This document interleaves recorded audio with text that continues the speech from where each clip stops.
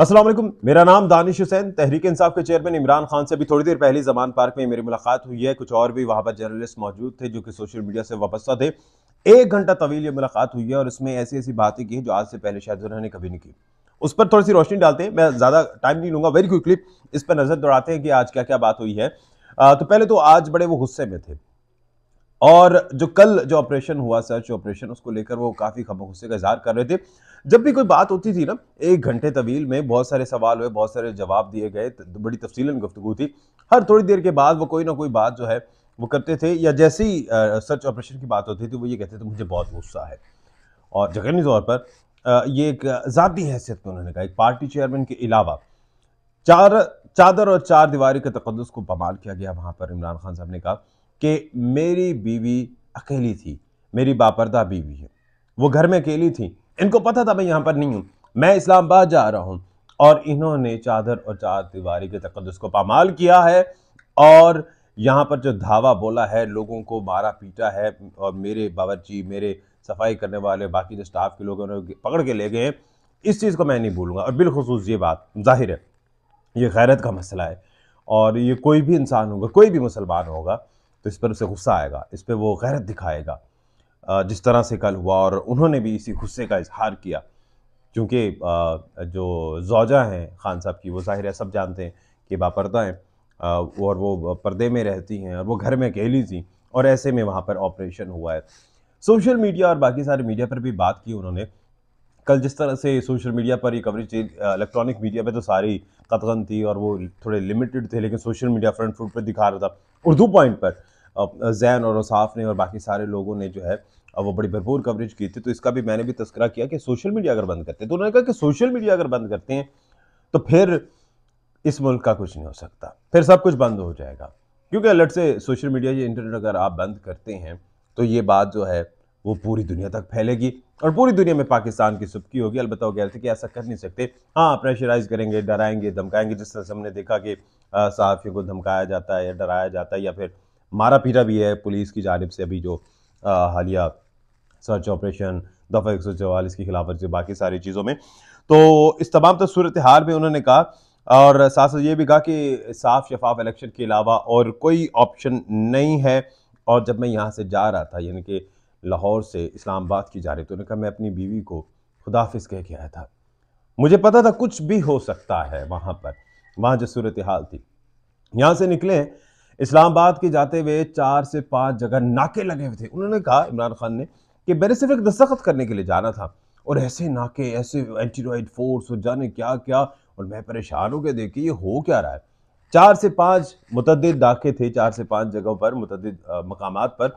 और उसमें क्या हुआ, खान साहब बता रहे हैं कि कारकुनों को रोका जाता, क्योंकि बहुत बड़ा सैलाबी रेला समझ लीजिए ये खान साहब के साथ जा रहा था, और उनको भी पता था इस्लामाबाद वालों को कि यहाँ पर खान साहब के साथ बहुत से लोग आने, बहुत से कारकुन आने।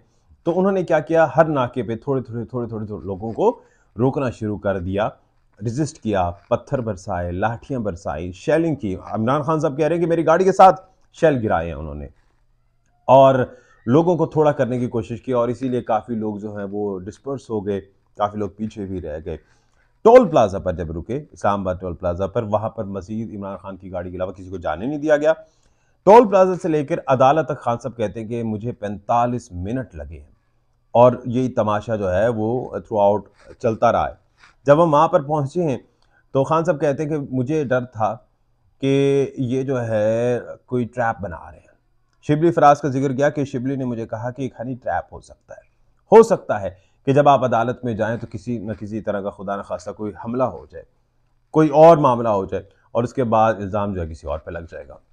और साथ साथ जिस तरह से ये शेलिंग, लाठी और ये हो रही थी, तो खान साहब कह रहे थे कि मुझे लग रहा था कि इसी तरह से मुझे यहीं से निकालना चाहते हैं अदालत के बाहर, और पैदल जाना चाहते हैं, और इसी दौरान जो कारकुन आएंगे, पुलिस आएगी, और जाहिर है एक टकराव होगा दोनों का। जब टकराव होगा तो ऐसे में मुझे कोई भी कुछ भी कह सकता है, कोई भी हमलावर हो सकता है, और उसके बाद जो है वो क्या होगा, कहा जाएगा ये तो मॉब था, ये तो भगदड़ थी, ये तो कारकुन थे, उन्होंने मार दिया, उन्होंने ये कर दिया, या फिर किसी कलदम तंजीम पर इल्ज़ाम आ जाएगा।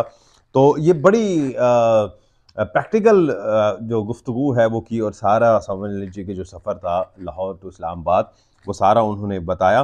और उन्होंने तो एक लफ्ज़ यूज़ किया वहशी। कहते कि ऐसे वहाँ पर लोग थे, लग रहा था कि पता नहीं कौन है, वहशी हैं जो कारकुनों पर हमलावर हो रहे थे और हमें रोकना चाह रहे थे। और ये कहा कि कल पूरा ट्रैप था। जब ये सूरत हाल वहाँ पर देखी तो शिबली फराज ने कहा, ये खान साहब कह रहे हैं कि शिबली ने मुझे कहा कि खान साहब ये ट्रैप है, निकले यहाँ से।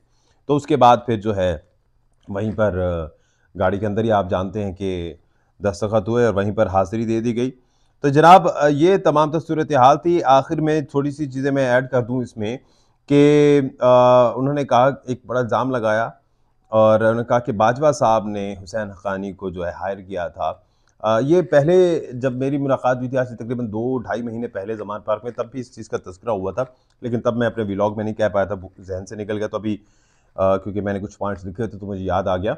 उन्होंने कहा कि उसको हायर किया हुआ था हुसैन हक़ानी को, और बाजवा साहब ने ये हुसैन हक़ानी के ज़रिए अमेरिका में पैगाम पहुँचाया कि जो बाजवा साहब हैं वो प्रो अमेरिकन हैं और ख़ान साहब जो हैं वो एंटी अमेरिकन हैं।